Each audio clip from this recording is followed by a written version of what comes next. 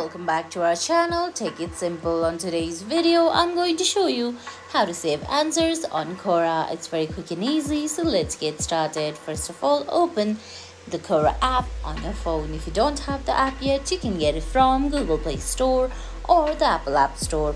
Once you do that, launch the app, then sign in. Now on the screen, you can see options like home, following, answers, spaces and notifications. Well, you can find the answer by tapping on search bar on the top right corner or under answers option or under your home feed.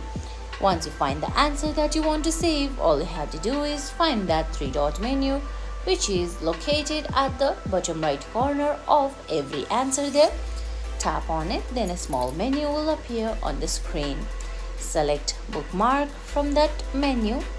Once you do that, go to your profile on the top left corner. There you can see options like messages, your content and stats, then finally bookmarks.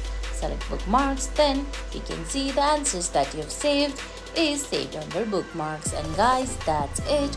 That's how you save answers on Quora. I hope you found this video helpful. If you did, please give it a thumbs up, leave a comment, subscribe to our channel and hit that bell icon. See you in the next video. Thanks for watching.